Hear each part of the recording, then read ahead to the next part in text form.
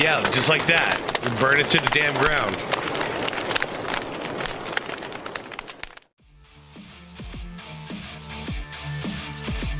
All right, welcome back to the show, everybody. Hope you all are having a good day so far.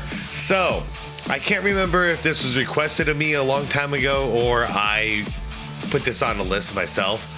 But this is a video I've been kind of like, I wanted to do, but also at the same time, every day I'm like, no, I don't want to do this. But it's time to do this one. This is the tragic history of the Phoenix Suns. It's a long video, so grab a drink, grab a snack, whatever you got to do. This is going to be the only video today because this is going to be a super long one. And I'm looking forward to this, honestly, because, you know, from about 1987, I would say, like, I know the entire history of the Phoenix Suns. You know, we've been to the finals twice. We've been disappointed twice. And I know we were in the finals again in the 70s. And we also lost that one as well. So I know we're 0 for 3 in the finals, and we've never won a championship as an organization. So this is going to be a lot of buildup and then like heartbreak is the way I see this going, because every time we almost got there, man, did we have a good team. I'll tell you that. So it was a lot of hype. There was a lot of hope, and then it just kind of got crushed. And the two times I've been alive to see it, the one time in 93 and then the second time in, what was it, 01? I'm sorry, 2021.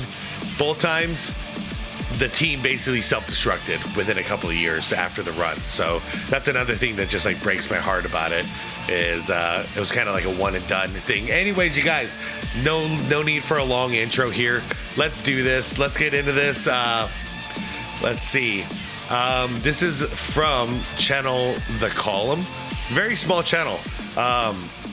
So I think this might be, I'm not sure what this is actually. So, but it's a very small channel. I'm going to link it down below in the description for you guys. You also see a list of channel members. This is going to be probably another one that gets copyright claimed because it's going to have a ton of basketball footage in it. It is what it is. I wanted to do this, so hopefully you guys are yeah, you're on board as well. But either way, let's do it, guys. Like the vid if you could, hype the vid if you could. I'd appreciate it, and let's do it. In their nearly 60 years of existence, the Phoenix Suns have been a standout and pretty notable NBA franchise.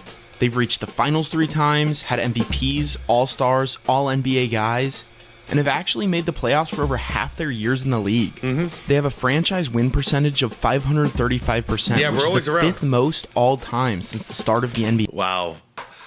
We're in the same league as Boston, San Antonio, LA, Oklahoma. Interesting. Yeah, we're in good company, but we're the only one in that top 5 that hasn't gotten the job done. Yeah. So how have they never won a championship? Yeah. Garherd turnaround shot in the air. It's good with Kevin Johnson. JJ steals the ball, and the Suns will win it. I just want one. I am not a role model. Just give me. I'm really excited for the chance to play with KJ and Dan Marley. Hell yeah, dude. Charles Barkley, most valuable player. The Chicago Bulls win 3 straight. The Phoenix Suns select Steve Nash, the MVP of the NBA, has just dished out his 10th assist tonight. He's got a mark in his right. The place is electric. This is the team that I really believed in. This one, the Suns team. There was no Michael Jordan in the league. So there wasn't like, okay, well, we're the best, but they've got the best player. Like, no, we should have won one. Phoenix Suns select Devin Booker runs into center, puts it up, and that's it. He's got the record. 61 points. Double team. Got it. Oh, my goodness. I really am happy for Devin Booker that CP3 is there. I know, CP3 and Booker was the best thing in the world, man. Leaves it up. They were so good together. Looking, throws it alley. Oh! He puts it down. He puts it down. It's over. The Bucks have done it. The Milwaukee Bucks are NBA champions. Kevin Durant to Phoenix. Oh, no, that's when it all went to shit. I don't know how teams are going to guard us. The Timberwolves I've never been swept a day in my life. complete the sweep. Suns new all-time scoring leader, Devin Armani I want to hate Ant-Man for that, but I can't because he whooped our ass. Luka whooped our ass. Like, all these guys whooped our... Giannis whooped our ass. I can't hate him. I ended up respecting him more. That's sad. Suns have fired head coach Mike Budenholzer. Phoenix went just 36 and 46 this season, finishing 11th in the West and missing the playoffs. If I was a Suns fan, I'd be so bummed out because I don't think there's anything worse than being unwatchable, but also having no hope for the next couple of years. And I don't see how you have hope if you're them. The thing is like, if we sucked all along, it wouldn't be such a big deal. But going from the top of the mountain to like the gutter so fast, it really does mess with you. Because it's what makes this year not exciting as a Suns fan. Because we're in rebuild phase. We look better than we did last year, and like we have hope for the future. But like after we were so close to the sun, it's like, all right, well, we'll see what happens in a couple of years. Then hope for the best. Right there competing for a championship.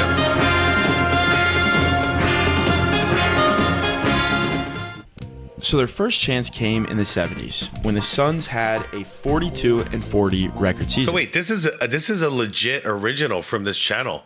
Guys, 115, literally 115 subscribers. 116. Check out the link if you guys want down below. That's a crazy low amount of subscribers. Which was good for the third seed of the West at the time. 1976 was when they made their impressive Cinderella run to the finals, in which they were led by Rookie of the Year Alvin Adams, Garfield Hurd, along with Paul Westphal. Paul Westphal, yep. He also coached the 93 Suns when we lost. So he was part of 2 out of the 3 Suns teams that lost in the finals. But you could also flip that and say he's part of the team that got us to the finals 2 out of the 3 times, however you want to spin that narrative. Crazy. The Suns would surprise everyone by beating the Seattle Supersonics and the defending champ Golden State Warriors. Now, this was no easy feat. I mean, in order to make it to the finals, the Suns had to go through legends such as Otis Johnson, Gus Williams, and don't forget Mean Bruce Seals. Anyways, the Suns plunged through the West, where they would face John Havlicek and the Boston Celtics in the championship series. Over in the Phoenix locker room, the message is simple. Beat the Celtics. The Suns lost the series in a heartbreaking 6 games, but not without making history on their way out. Interesting. Let's remember that. So 6 games here. It was 6 games in 93 against the Bulls. I'm pretty sure it was 6 games against the Bucks as well. Game 5 of the championship series holds the record as the longest history on their way out. Havlicek, Paul Silas. Okay. Westphal. Game 5 of the championship series holds the record as the longest game in NBA playoff history. The Suns trailed by 5 points with less than a minute left, but Paul Westphal went nuts and cleared the deficit single-handedly, sending the game into a first overtime, which ended in a tie. This went triple overtime, right? Then after that, John Havlicek's basket with 2 seconds remaining in double overtime gave the Celtics a 1-point lead, which Boston stretched to 2 points after sinking a foul. Then the Suns' Garfield Hurd to hit a last-second basket to send the game into a third overtime. Okay. See, I remember hearing about this game. I don't remember seeing the footage, but I do remember the legendary, longest game of all time, the triple overtime finals game. Where the Celtics would go on to eventually win. Yeah, of course they did. After their loss to the Celtics in 1976... Yeah, guys, don't watch this video like there's going to be any big surprises. The end of the story is we lose. The Suns were playoff regulars. In 77, the Suns would draft Walt Davis, who would become their franchise player and eventually their all-time leading scorer. But by the mid-'80s, the team's success tapered off due to injuries and off-court issues. A drug scandal in 1987 ruined the team's reputation and led to a roster shakeup. Yep. After a dark 80s decade, hope finally came in 1988, when the Suns traded for Kevin Johnson and drafted a young Dan Marley. These two were amazing for the Suns, bringing them success that they had not seen in years. Yeah, this is my era. This is when I jumped in. There's just one thing missing. Pardon me. I'm sorry. Excuse me. Okay, but to be fair, the guys were doing it without Barkley pretty well year after year after year, but we couldn't get to the finals. We were like one piece away from getting to the finals. Charles Barkley was that piece, but don't think the guys weren't getting it done without him. Like we weren't a championship team, but we were like right there every year.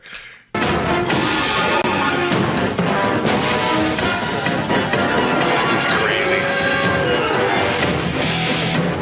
I had some basketball cards that look like that with that kind of animation too. Yeah, these were good times. Have you ever been fine, Charles? Never.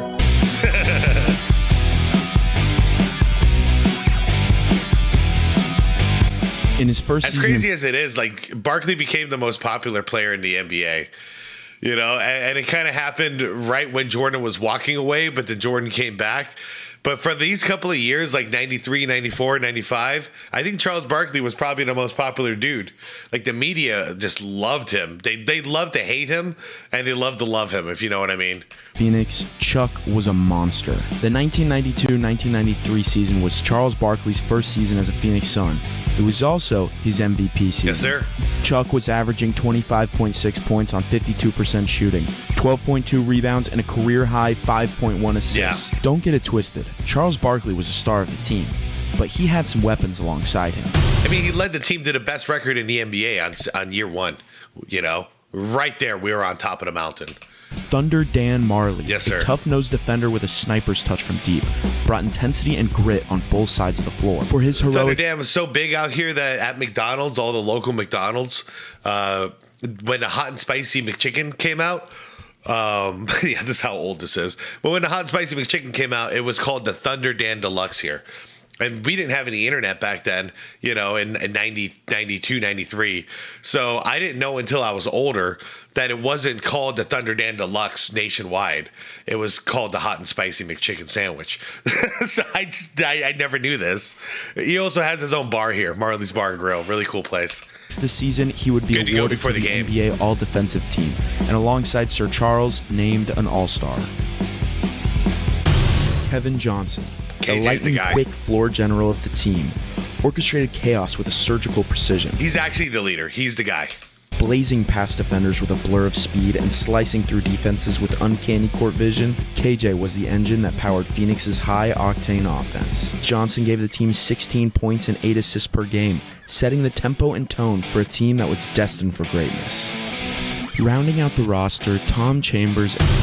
Wait, hold up. For greatness. Frank Johnson. That's the guy. Whenever I talk about the guy who beat me in front of my school one-on-one, that's him. He was the backup to KJ. So he was the backup point guard. So I played against him one-on-one. He beat me 5-1. It is what it is.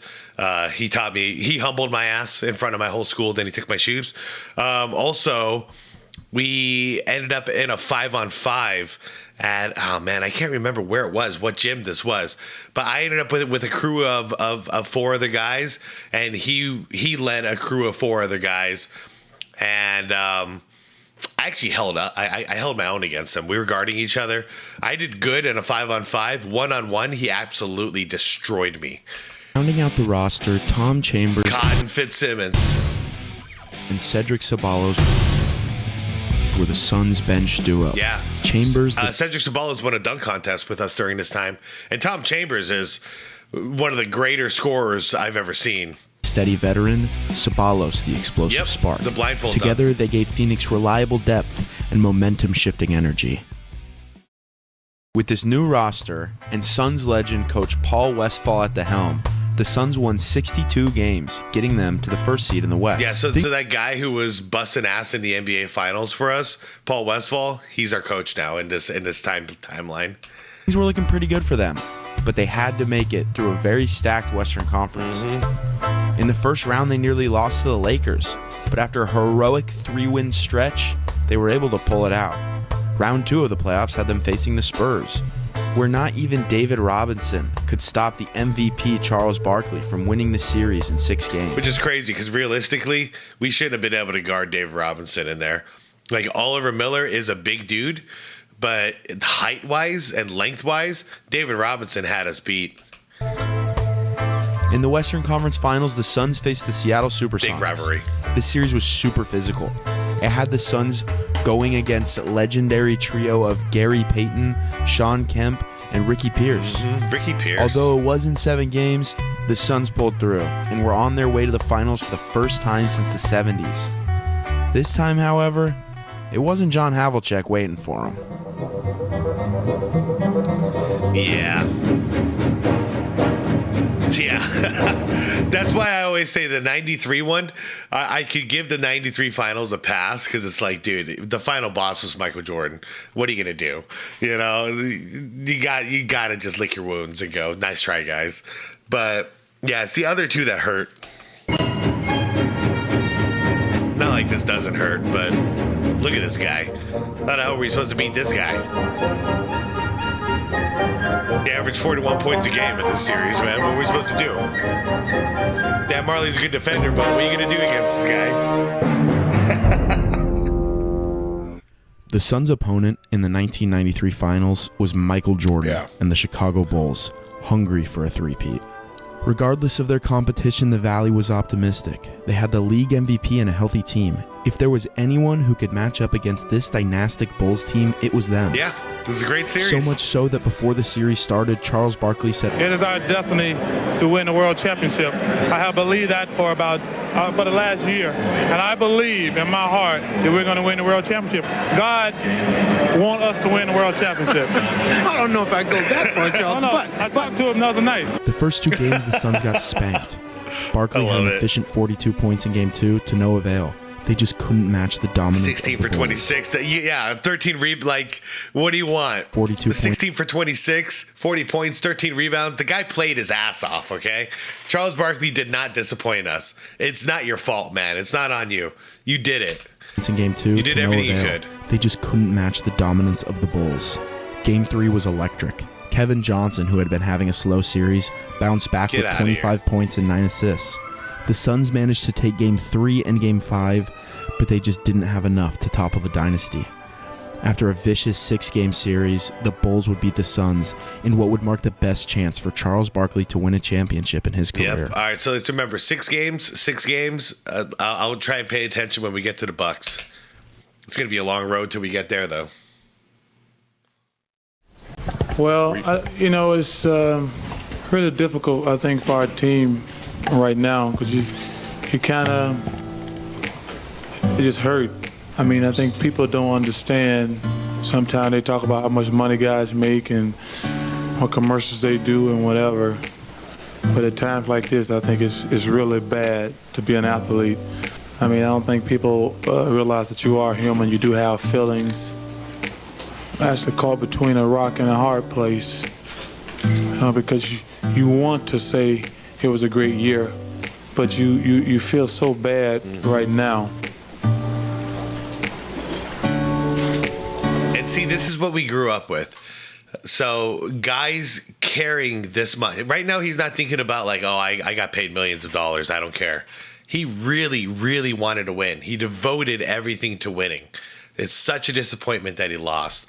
You contrast this with what we see nowadays, like LeBron getting ousted out of the playoffs in the first round last year, and him saying, "I don't lose any sleep over I got Luka Doncic on my team and we got knocked out in the first round. I'm not losing any sleep over that." That's why we see these things nowadays, and we're going, "What the hell? These guys don't care." This is what we're used to. It's supposed to break your heart if you don't win. Like that's how it is.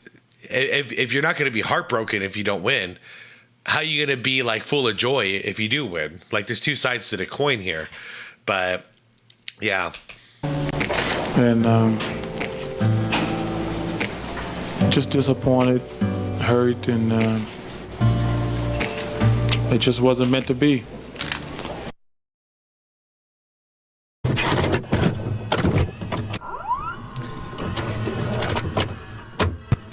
The year is 1996.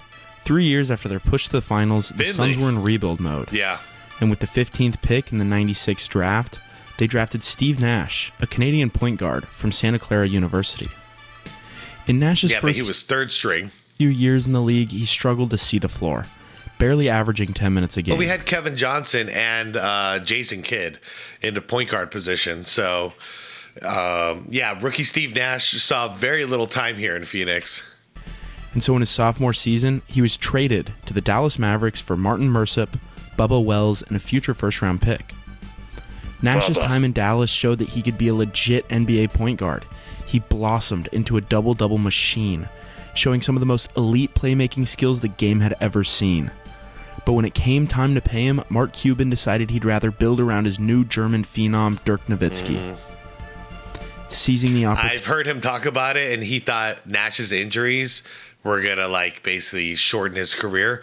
He was half right, because Nash only had a couple of good years left before the back really took over. But boy, were those good years. Right after he got rid of him was back-to-back MVPs. In the 2004 offseason, the Suns signed Nash to a long-term deal. So, the crazy thing is mentally, he was hitting his prime. Right now, he was hitting his prime. But physically, his body was going to start betraying him. So the timing was very odd because his prime, it was still good enough to win MVPs. But if his back wasn't bothering him the way it was, I'm curious. It reminds me of Bird. How much further could he have gone if it wasn't for his back issues? Arguably one of the greatest free agent signings in NBA history.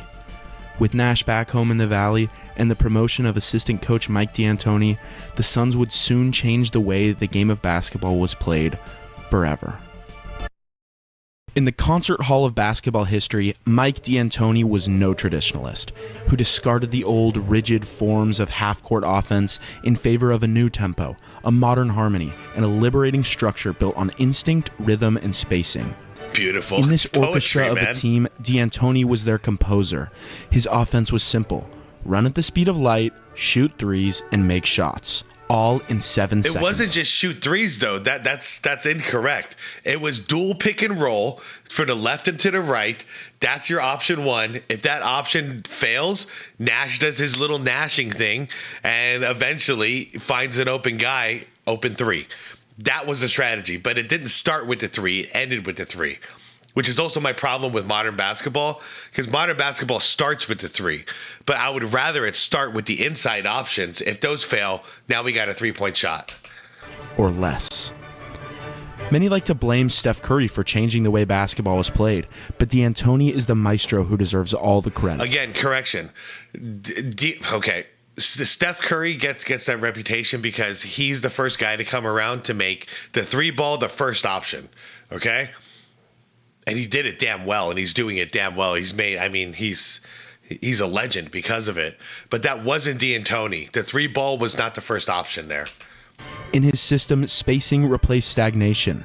The pick and roll became a motif repeated and varied, like a theme in jazz. Threes and layups, not mid-range jumpers, were the harmonic sweet spots. Freedom of movement was the tonal center. Nash had a field day. Talk about Lob City.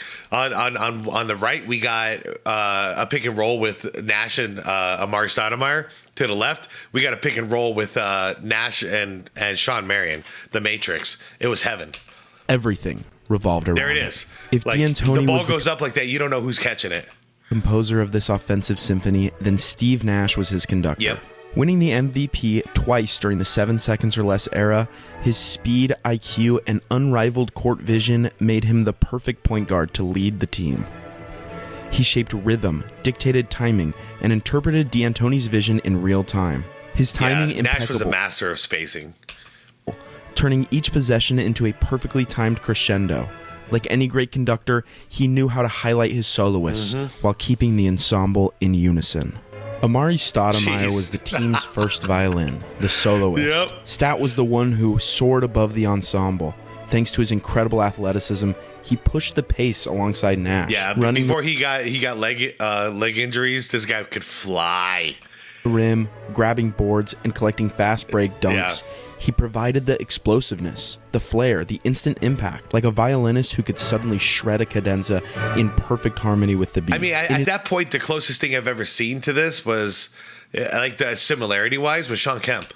His prime, Amari was one of the best forwards in the league. He was unstoppable. Yep. Sean Marion was this team's heartbeat, and every orchestra needs a percussion section. They called him the Matrix for his athleticism, and that very athleticism, mixed with his do-it-all abilities, made him the perfect glue guy for Phoenix. He was also our best defender.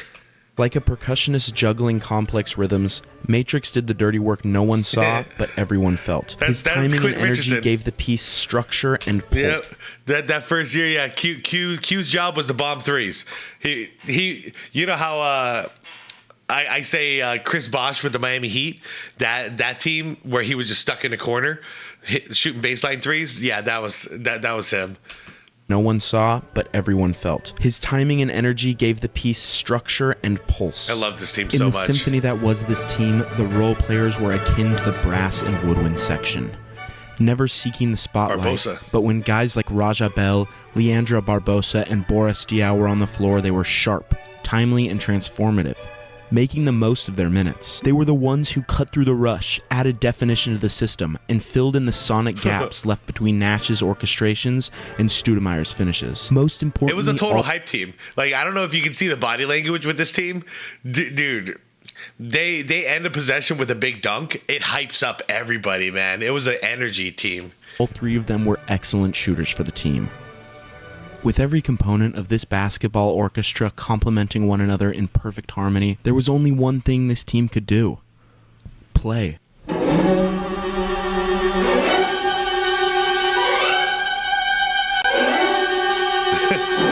It was a beautiful couple years, guys. Just two of you! Get the rebound!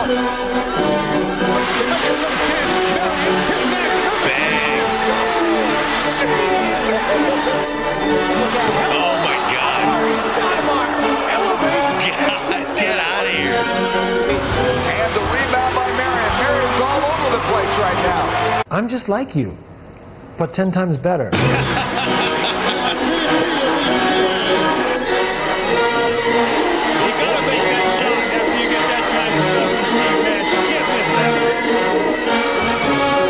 What a touch pass. What a finish. On the Spurs. Oh, what a block, man. Was that Haslam trying to get in there?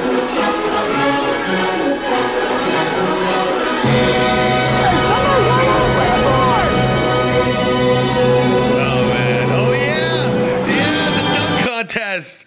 Dude, that first year, Nash got the MVP in the All-Star game. Amari wins the dunk contest with this. This is so cool. Nash wins the skills contest, and Quentin Richardson wins the three-point contest. It was our year, you guys. Look at this. Off the head. Bang! This team was so fun.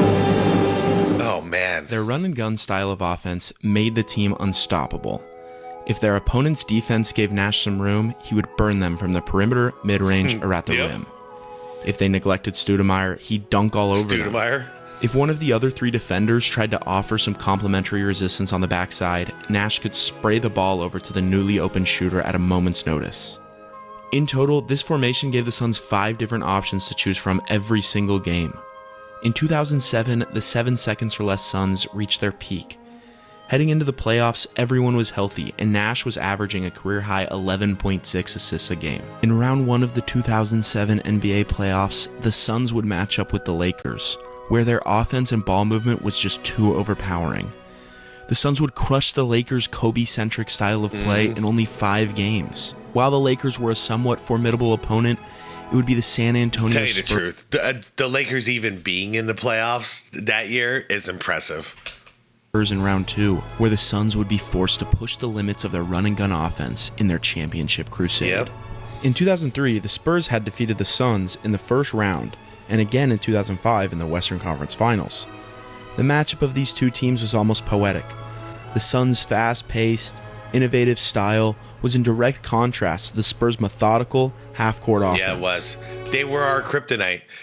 We tried to. It was a tug-of-war game. We tried to speed up their tempo, and then they tried to slow us down. They won the battle for the most part. In the first game of this series, the Suns played with their signature pace, but the Spurs held the lead for most of the game. Thankfully, Nash kept them close behind. That is until the fourth quarter. Nash went in for a stop on this fast break and butted heads with Tony Parker.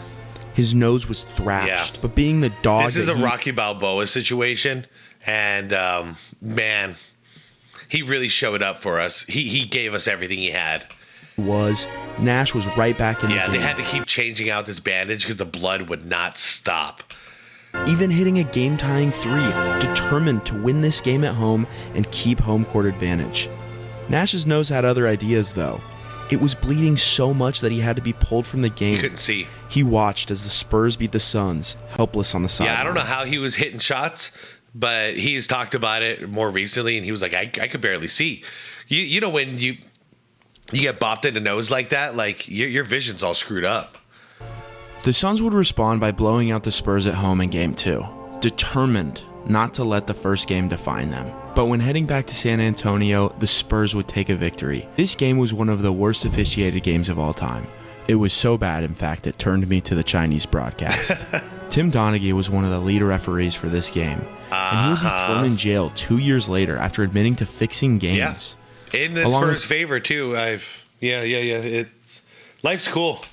That in an interview years later, when asked about the Suns, Donaghy had this to say.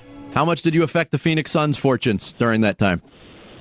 You know, obviously everybody knows I refereed one of those famous games with the San Antonio Spurs where they were definitely the better team in that series, and San Antonio went on to win that series.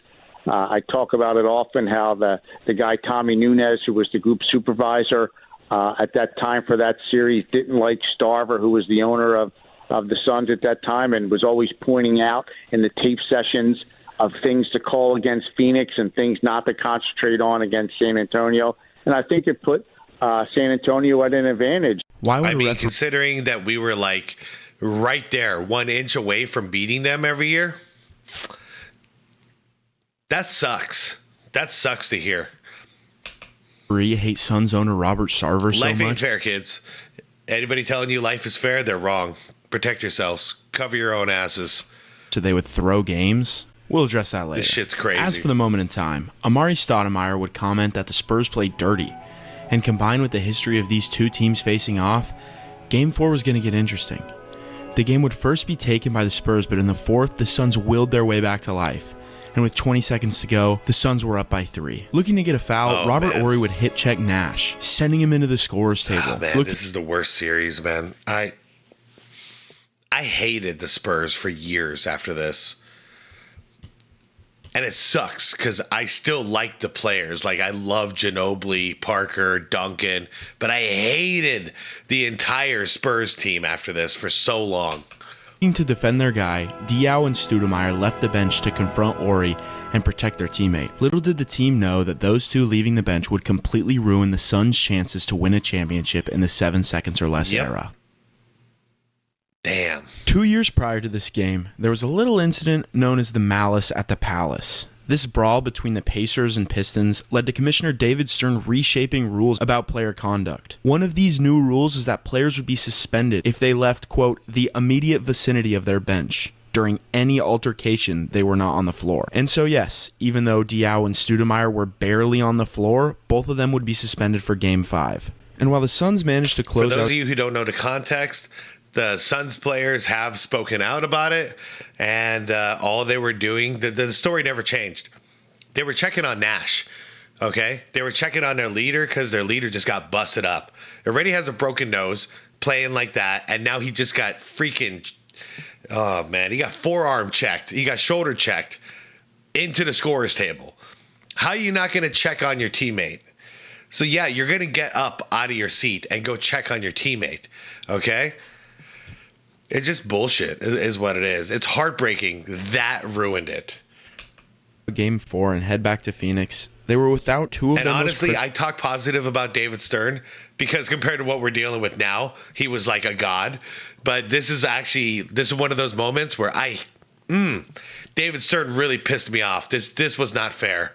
But the thing is at least he addressed this stuff. If this was Adam Silver, like, he wouldn't even address it. Like it wouldn't even, he would have tried to bury this whole thing. He addressed it. I just don't like the way he dealt with it. Critical players. With their momentum gone, their rhythm stolen, and energy soured, the Suns valiantly tried to make it a 7-game series. Yeah, we're a broken but their team. flame was put out.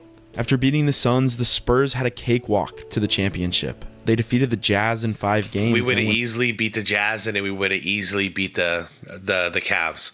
Like, no, not even a competition. The real finals was the Suns versus Spurs, guys.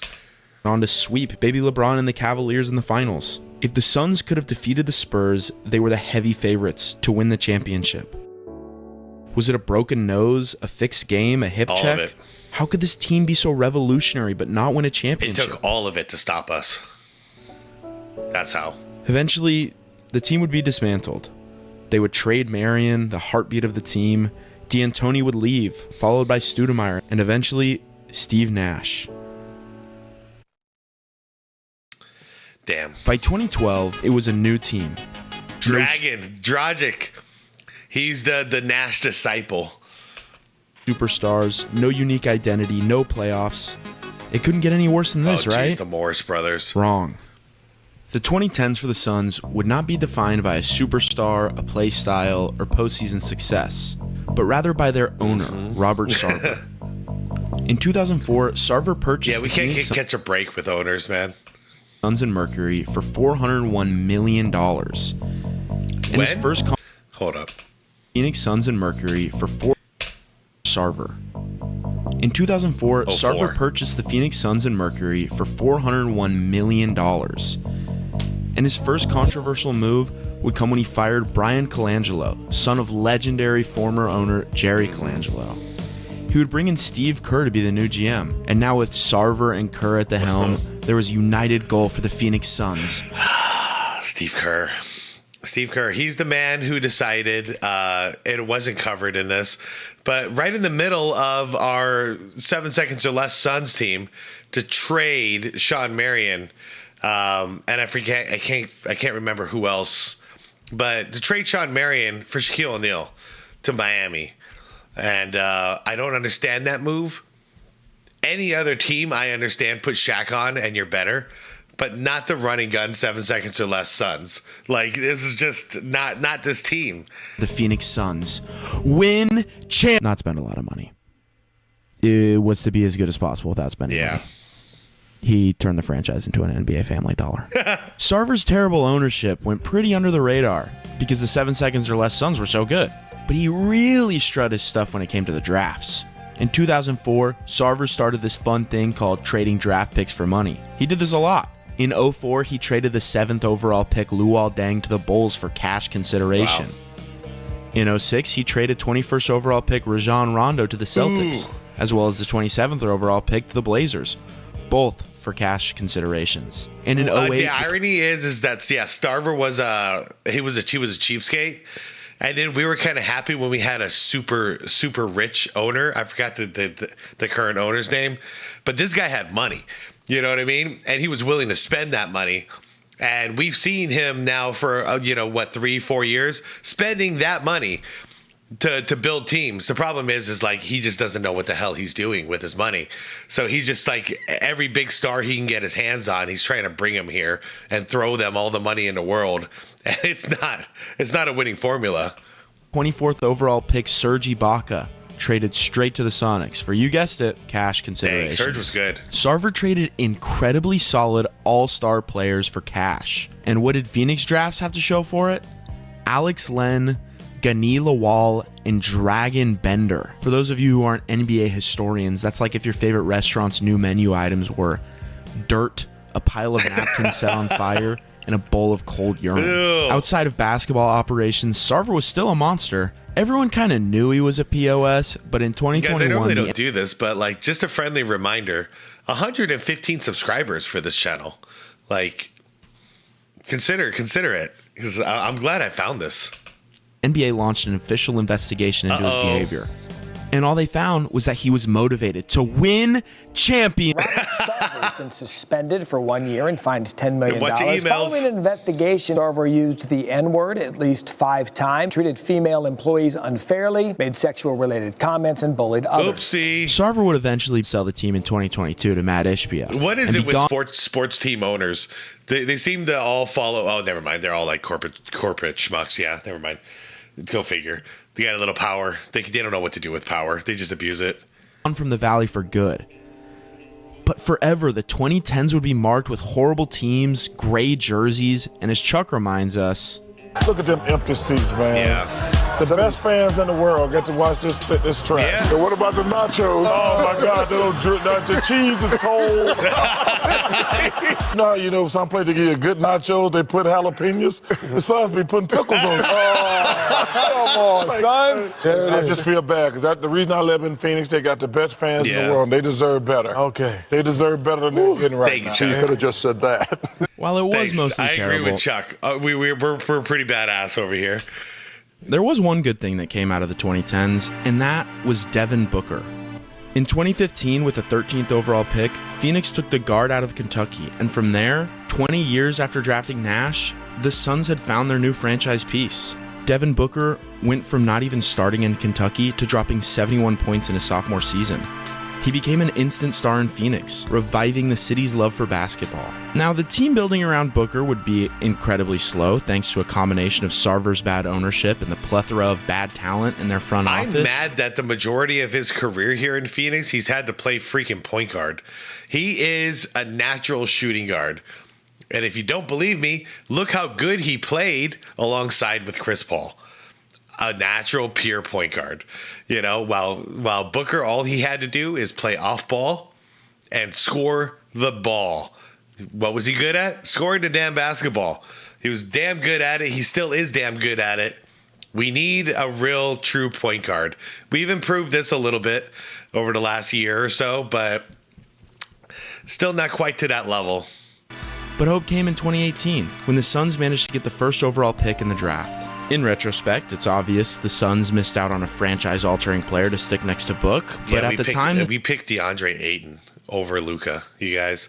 This is a reality we have to deal with. And then as a FU to us, he destroys us in the playoffs and crushes our NBA Finals dreams, our championship dreams. He absolutely gutted our team. Suns needed help in the front court. And who better than the physical specimen that played right down the road for the Arizona Wildcats in DeAndre Ayton?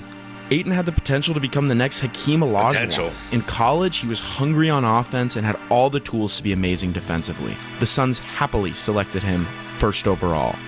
And consensus at the time was that it was a pretty great pick. That same year, the team traded up to draft Mikal Bridges. Great pick. And in the 2018 season, things were looking bad. Great pick. He is one of those guys I am so pissed off that we got rid of him. We got rid of him, I believe, to get KD. Yeah, we did. We got rid of Bridges to get KD here. It was so dumb. Bridges loved it here, too. He was heartbroken when he got traded. Like, we could have had him. We could have had him his whole career, maybe, the way it sounded. But they were getting better. Booker would develop, the Suns would fire coach Igor Kochkov and hire a new coach, Sixers assistant Monty Williams. By 2020, Book was in his 5th season and had continued to up his scoring, averaging 26 points and becoming an all-star for the first time. Ayton would miss 25 games of this season due to a suspension, but he showed improvement, averaging 18 points and 11 rebounds, and showing some slight improvement with his effort on defense. Mikal Bridges, while still limited in his touches, was extremely consistent, never missing a game and being a standout NBA defender and three-point scorer when needed. He became a fan favorite for this team, along with Cam Johnson. Their first-round pick of 2020 was a very productive from three. Yeah. Under the new head coach, Cam was definitely a local favorite.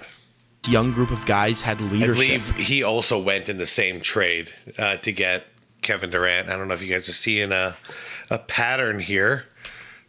And were pointed in a great direction. They were young and hungry, and when the pandemic hit in March of 2020, Phoenix was only 6 games out of the 8th seed. What happened to the Suns in the bubble was nothing short of legendary.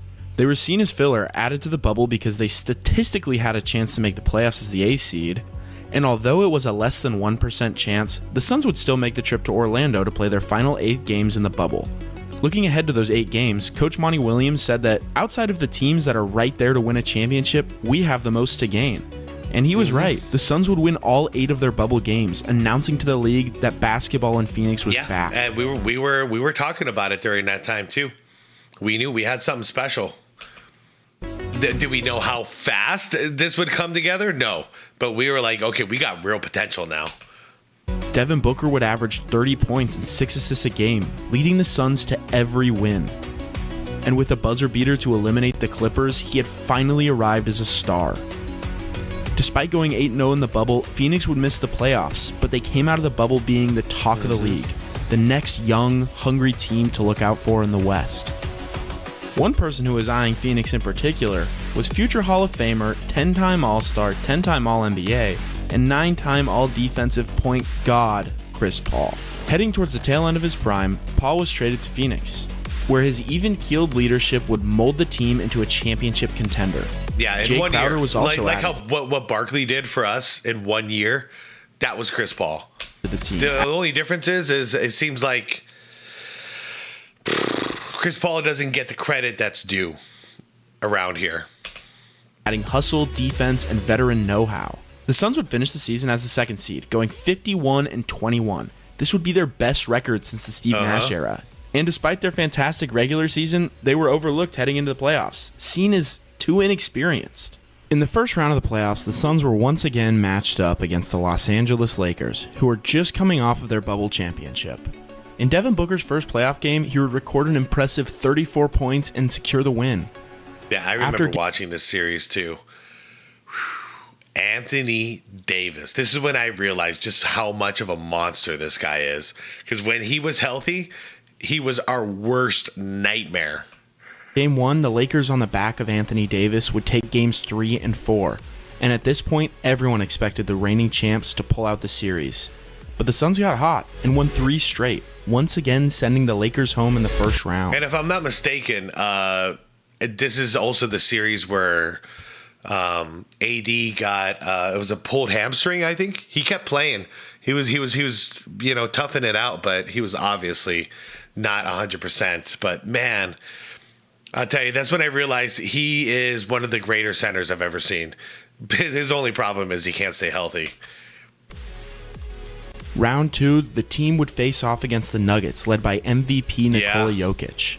And while the Nuggets were frisky, they were without Jamal Murray, so the Suns swept them with relative ease to go on to the Western Conference Finals, where they would meet the Los Angeles Clippers. Oh, fun This series. conference finals matchup was one for the ages. A hungry Clippers team eager to make the finals for the first time in their franchise's history, versus the young Suns, determined to show the league that they had what it takes to make it to the mountaintop. Games 1 and 2 would show that Phoenix belonged. They had complete control over the games, in large part thanks to Chris Paul. At the end of Game 2, the Clippers were up by 1 with 0.7 seconds left. And in a strike of coaching brilliance, Monty Williams would draw up a play where Jay Crowder inbounds a lob to DeAndre Ayton, who would slam it down, giving birth man, you gotta to the slow legendary... that, show that in slow motion. This play was crazy. And in a strike of coaching... Yeah, I remember being at the restaurant watching this live, and we were all just like, we all stayed late to watch the end of this, and it was so insane. Monty Williams would drop a play where Jay Crowder this is an inbound play. That's why I wasn't sure why they were showing the other thing. So this is an inbound play. Ball's being inbounded right here. And it was just brilliant because it's going to lead right to... Here, this won't last long. I mean, an alley-oop to win the game with 0.9 of a second left. It was beautiful. And we had to watch the review 8,000 times, but we got it. 2 points. Game 1. Ayton would slam it down, giving birth to the legendary Valley-oop. The Clippers would defend their home court in Game 3, but the agility and athleticism of the Suns couldn't really be matched. They would send the Clippers home in 6 games, reaching the finals for the 3rd time in franchise things were history, looking good. almost 30 years since the Charles Barkley era. If I'm not mistaken, too, somewhere in that series, Chris Paul got COVID, too, so he had to miss a game or 2. And the Valley was lit. The Valley of the It's hard Sun to remember all the details. If you guys understand, this time period in life, things were chaotic. So a lot of stuff was happening left and right. rallied together behind this young team, showing their support and coming out in droves. Awaiting them in the finals were the Milwaukee Bucks, a team built for war. Led by the unstoppable force of nature known as Giannis Antetokounmpo, the Greek freak was making his finals debut. Gave us a 50-piece chicken mini. Alone. Alongside him was Chris Middleton, a deadly shot maker, and Drew Holiday, great defender, a defensive juggernaut and floor general. And you can't forget about their secret weapons, Thanasis Antetokounmpo and Jeff Teague. This was a squad constructed around length, discipline, and sharp three-point shooting. And they were ready to test Phoenix like no team had before. Game 1 set the tone. On their home court, the Suns came out swinging. Chris Paul looked like a man possessed, completely controlling the game. The pick and roll between Paul and DeAndre Ayton was devastating, a steady, almost rhythmic assault that the Bucks had no answer for. Devin Booker lit up the scoreboard with his silky mid-range game, and on the wings, Cam Johnson and Mikal stepped into the spotlight, knocking down corner threes and defending with ferocity. Mikal Bridges definitely holds his own defensively as well. I love it. Hustle player, reliable player. He shows up to work every day, doesn't call out sick. I miss that guy so much. Purest, and it overwhelmed Milwaukee. I wanted him to be a lifer here in Phoenix. We really, new owner blew this one.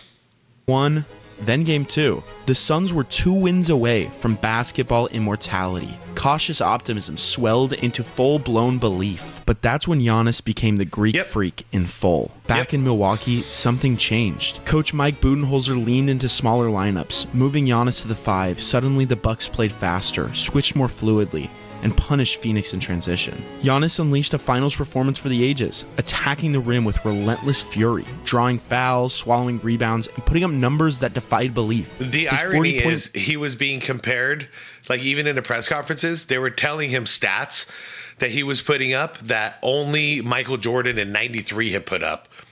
Think of the irony of that as a Suns fan. Like, really. Back-to-back outings in game 2 and 3 were just the beginning. Middleton stepped up as a closer, hitting dagger after dagger in clutch moments. Holiday, often overlooked, became the disruptor, pressuring Paul full court, forcing turnovers and breaking down the Suns' defense. Phoenix faltered. Adjustments came too slow. Ayton struggled against physicality, Paul began to look worn down, Booker scored in bunches, including a 40-point masterclass in Game 5. But it wasn't enough. By the time Game 6 arrived in Milwaukee, the Suns were fighting to survive. Then came the exclamation point. Giannis dropped 50. He sure did. The kind of performance whispered about in finals history, and secured Milwaukee's first championship in half a performance whispered about in finals history, and secured the final score 7 points. Yeah. Milwaukee's first championship in half a century. It was domination. It was history. For the Suns, it was heartbreak. They had defied expectations, climbed out of years of obscurity, and reached the very edge of glory, only to fall short. Game 6. So yeah, that was it. 6 games, all 3 times the Suns have lost in the finals. Guys, I think this one landed on my birthday too. I'm having all kinds of flashbacks. I was working, but I think it was game 6 on my birthday. But there was pride. I'm going to look it up while this plays. There was hope. A foundation had been laid, a core forged in fire. And for the first time in a long time, Phoenix had tasted what it meant to be great again. The journey didn't end in 2021. It started there. But did it? The Suns had proven it wasn't. Had the mindset, the grit, and the hunger of a championship team. Chris Paul had even found himself a new addiction. But the very next season, things took a turn. An embarrassing, almost surreal blowout loss in the second round at home left the organization shaken. That unshakable confidence, it started to slip. Chris Paul hits a huge 3 to cut the lead down to 42. We still joke about this over here. I watched this game live too. I actually had a day off for this one. I spent my day off watching this nonsense. Doubt crept in. In 2023, Matt Ishbia had officially bought the team. From the moment he took over, one thing was clear. He wanted to make a splash. Rumors had already been swirling about Kevin Durant wanting out of Brooklyn, and on the very day Ishbia took control, the blockbuster trade happened. Mikal Bridges, Cam Johnson, Jay Crowder. Okay, Jay Crowder needed to go. That guy was basically at the point where he was refusing to play, refusing to show up to work, and demanding a trade. He had to go. Everybody else did not. Shipped to the Nets, along with 4 first-round picks and a pick swap. Essentially Phoenix's entire draft future, and in return, the Suns got the greatest scorer the league has ever seen. Just like that, 3 core pieces of the Suns' finals run, their defense, their spacing, their chemistry, were out the door. In came Durant, forming a star trio with Devin Booker and Chris Paul. The message was loud and clear that it was championship or bust. And while hindsight critics and armchair analysts have since called that trade the moment the Suns began to fall apart, they often overlook one key fact. The Suns, even with their limited time to gel, were the only team in the 2023 playoffs to beat the Denver Nuggets twice. Denver steamrolled everyone else on their way to the title. So no, the Durant trade didn't ruin the Suns. What would ultimately be the team's demise came later, in the summer that followed. I'll tell you context as a Suns fan. The Durant trade destroyed our future, but gave us a possibility of winning right now. Now, when we traded, what we're about to get into here, when we traded for him, that's when we threw away all of it. We threw away now, and we threw away our future. Key decisions would reshape the roster. I'm talking about Bradley Beal here. Again, and this time, the consequences would be far harder to ignore. On June 24th, 2023, Phoenix would trade Chris Paul, Landry Shamet, 4 first-round pick swaps, and 6 second-round picks to the Washington Wizards for Bradley Beal. This trade was insanely puzzling. It made our today worse, and we're paying for this, I believe, until 2030. So another 4 or 5 years or whatever. We're paying this guy $10 million a year. We screwed ourselves. Got rid of all of our future draft picks. Got rid of Chris Paul. Like, we just blew it all up for this guy. And I'll never understand what was such a big deal about Bradley freaking Beal that it was worth blowing up a contender for. Seemed like a fine deal. With his no trade clause.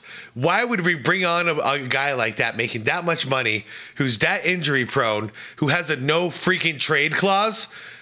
Who is this guy? Why would we do that? Oh man, we have not recovered from this. Old and pretty injury prone, and Beal was an all-star.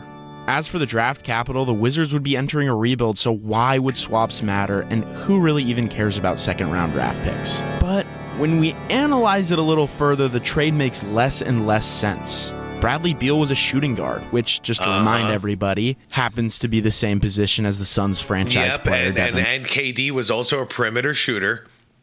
So we had 3 guys just chilling on the perimeter, doing their thing, playing the same style of game, when really the focus should have been down in the paint. How did we lose again? Just takes a simple basketball mind. How did we lose to the Bucks?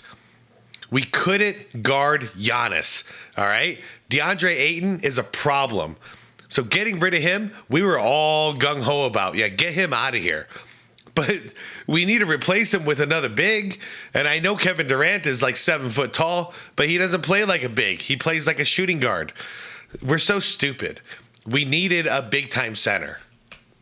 Booker? Well, because we already did this. So if we had Book, KD, and a big-time center, we have good potential. Maybe we can ignore that. Beal could play point guard. That solves that. Beal's also kind of old, and he does get injured a lot too, right? Yeah. Yeah. Both of those are true, but come on, maybe playing next to Booker and Durant, he won't have as many opportunities to be injured. And hey, look on the bright side. He is averaging over 20 points. That will be nice. Maybe he's averaging those 20 points because he's on the Wizards, and he's literally the only person on that team who knows how to put the ball in the basket. Mm-hmm. Okay, so there are some slight problems, but maybe I'm just being cynical. Although I do. No, there were quite a few of my friends that were extremely ecstatic when we got Bradley Beal, because they were on a Chris Paul hate train at that time, and I was not happy about it. I was mad at them, and now I get the. It's not even fun to do. But I get the position now to tell them, do you see? Do you see how important Chris Paul was to our lineup? Like, a facilitator is a great thing to have. It's just as important to have a facilitator as it is to have a big man to flush it down, man.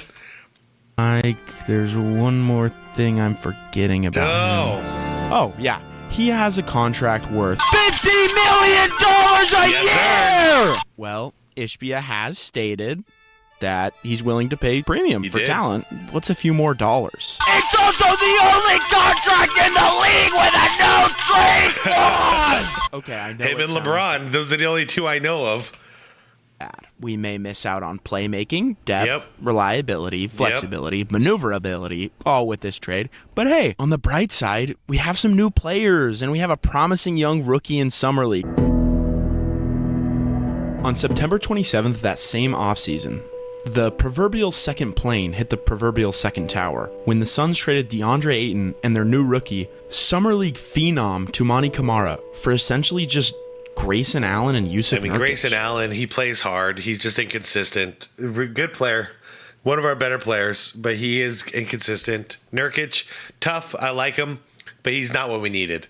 We needed a top 10 center. That's what we need. This is the trade that broke the Phoenix Suns. They now had a rotation with 3 prominent shooting guards, 0 wings, and 1 old center who was incredibly injury prone. Now, in all fairness, the Ayton trade probably had to happen in some form. Yeah, it did. He had long fallen from the expectations placed upon him at draft night. He had 0 motivation to contend for a championship, and he was a complete locker room cancer. Absolutely, he was. You know, he played extra hard tonight. I seen that, and, you know, my challenge for him is to play like that every night. Did you talk to him at all? Just on the court. But there is absolutely no reason that Camara was thrown into this deal like napkins in a to-go bag. This was an unbelievable fumble for the front office. Already in his limited years in the league, Camara has shown insane defensive talent with impressive offensive upside. Things were shaking up with team leadership as well. Monty Williams was fired, and in his place, Frank Vogel was hired.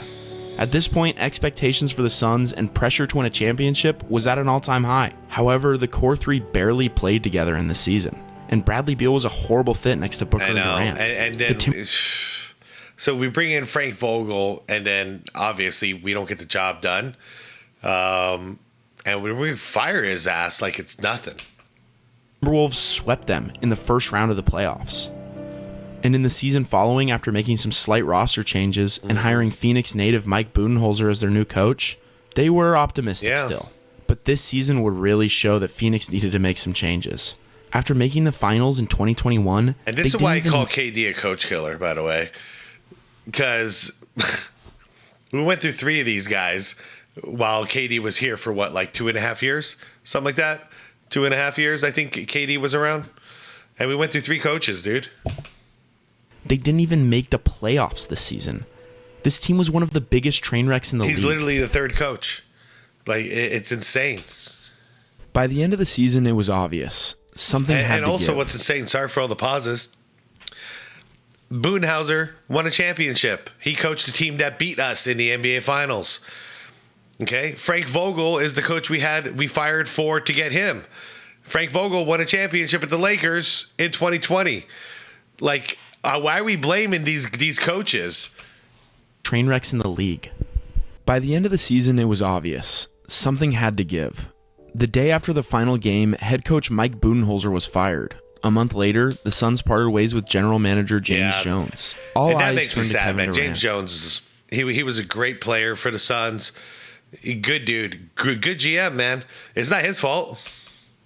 His relationship with the front office had soured. Trade talks had surfaced at the deadline, and the failed attempt to move... From what I understand from James Jones is that, when new owner came in town, he wasn't allowed to do his job anymore. Basically, everything was overruled by the owner. Bradley Beal, who refused to waive his no-trade clause, only added tension. Around the league, it wasn't a matter of if Durant would be traded, but when and where. The answer came in July. Kevin Durant was traded to the Houston Rockets in exchange for Jalen Green, Dylan Brooks, the 10th overall pick in the draft, and 5 second Ironically, rounders. I think both teams ended up better off of that trade. With that, an era in Phoenix came to an end.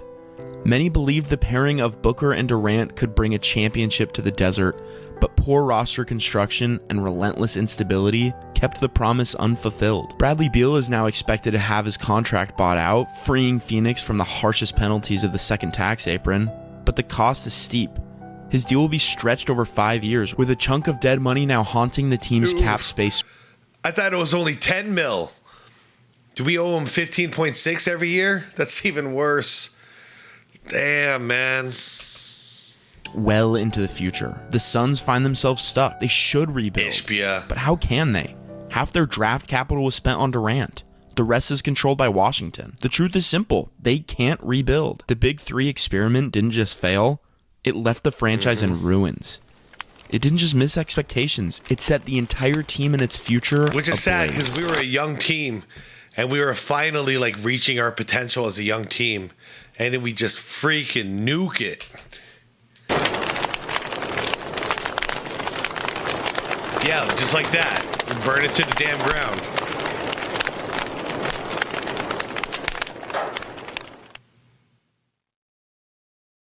The ancient Greek historian Herodotus, often called the father of history, first recorded the legend of the Phoenix during his travels through the storied lands of Egypt. In his vivid account, he speaks of a bird unlike any other, a majestic creature said to rival the eagle in stature, yet far more radiant in its splendor. Its feathers shimmered with the fiery brilliance of the sun at dawn, and its eyes, piercing and luminous, were likened to glowing embers or distant stars, as if it bore the wisdom of ages within its gaze. But it was not the Phoenix's appearance alone that captivated generations. It was the profound symbolism it carried, a being endowed with the miraculous power of resurrection. According to Herodotus, the Phoenix lived for 5 centuries, and upon the culmination of its life, it would gather fragrant woods and aromatic resins to build a sacred nest. There, bathed in sunlight, it would burst into an awe-inspiring blaze, an inferno not of death, but of transformation. From the smoldering ashes, a new Phoenix would emerge, reborn, radiant and resolute. So too have the Phoenix Suns become a modern echo of that ancient myth. Time and time again, they have ignited with promise, only to be scorched by defeat. They have parted ways with legends, stumbled at the threshold of greatness, and seen dreams reduced to dust. Yet each time, when many believed they had seen the end, the Suns have shown a remarkable capacity to regenerate. We'll be back. They do not merely rebuild, they rise. Now, as the franchise turns the page once more, a new dawn breaks over the valley. A fresh era begins, one guided by a new young head coach, Jordan Ott, an impressive GM in Brian Gregory, who turned the number 10 pick and 5 second-rounders from the Kevin Durant trade into a core of hungry, dynamic young talent. And of course, the team is led by the indomitable heart of Phoenix itself, Devin Booker, who not only has signed a record-breaking extension with the franchise, but in 2025 was etched into history as the franchise's all-time leading scorer. The main problem is we don't have much money to go around because, Devin Booker is taking a huge chunk of that money. I mean, he deserves it, but it is a problem. And then we got money going to players that aren't even here, like Bradley Beal. So we're short on cash here, but we are going to rebuild. Above the court in the rafters hang the names of immortals: Paul Westphal, Alvin Adams, Kevin Johnson, Dan Marley, Charles Barkley, Amari Stoudemire, Sean Marion, and Steve Nash. Monuments to past eras that, like the Phoenix, once burned brilliantly before fading into embers.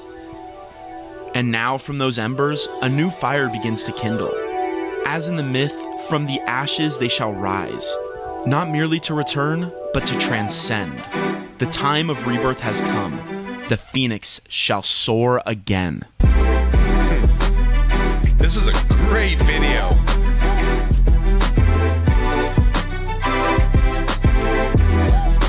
Yeah, this is a fantastic video, you guys. Link is down below in the description if you want to check out the channel. I actually wasn't sure when I got started here, but I highly recommend it.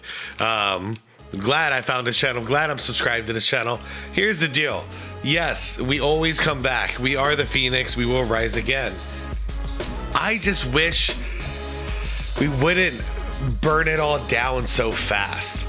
You know, like, I won't speak about the 70s, but I'll speak about, 93 and 2021.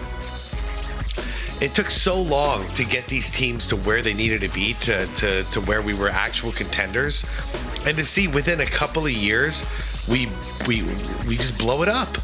We blow it up and we move on. Like, you can't just, it's not just about putting a good team together and you automatically win. That opens a window of opportunity to win for, 4 to 5 years or whatever, It reminds me of what Pat Riley said when LeBron was leaving Miami. He was like, we have a 10-year dynasty team here. You can't just walk away from a dynasty like this. We have the potential to be the next real dynasty, but you have to tough it out. But LeBron left. And now what are we dealing with in Phoenix here? We had the run and gun Suns, the 7 seconds or less Suns.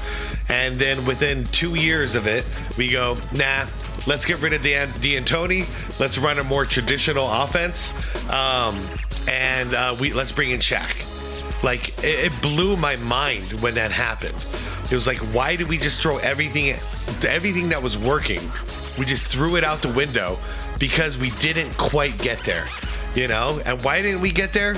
Honestly, you saw it with your own eyes. A lot of it was bad officiating. So what does that mean? That means try again, come back stronger, overcome. Nope, burn it down to the ground. Screw it. And then to see what we did after 2021, like, we were right there again. All we were missing was a good center. If we had a decent center to guard Giannis, we would have won that championship. So it's a retooling time. It's not a rebuild. It's not a blow up the team thing.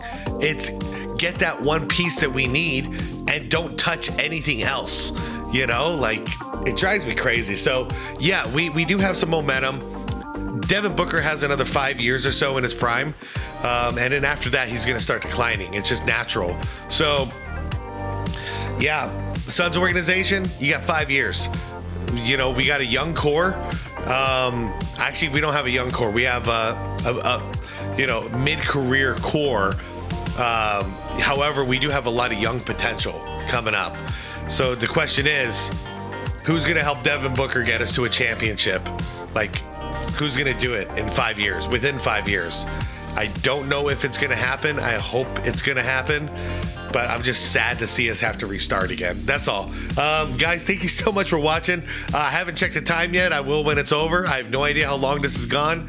Definitely not doing an After Dark after this one. This is a long one, but a wild journey. And I'm, anybody who clicked on this, I assume it's going to be very low views. But anybody who watches with me, I appreciate it. You may understand my mentality as a Suns fan a little bit more because I'm used to this heartbreak. So, over the last 2 years when I saw the writing on the wall and I saw how terrible our chemistry was, it's because and I was saying, like, it's over for us. Like, it's done. We'll see you in 10 years. It's because I've been here before. We've been here before. And unfortunately, that's just how it goes. We, might spend a couple of years missing the playoffs, and then next thing you know, we're contending again. But until we get there, it's going to be a rough ride. All right, you guys, I'll catch you later. Okay, I'll see you all in the comments. Thanks for watching. Like the vid if you could. Let me know in the comments if you actually made it to the end. I like when I see that. So yeah, subscribe to the channel if you want more content like this. And most importantly, it's the beat water, my friends. Don't burn it down so fast.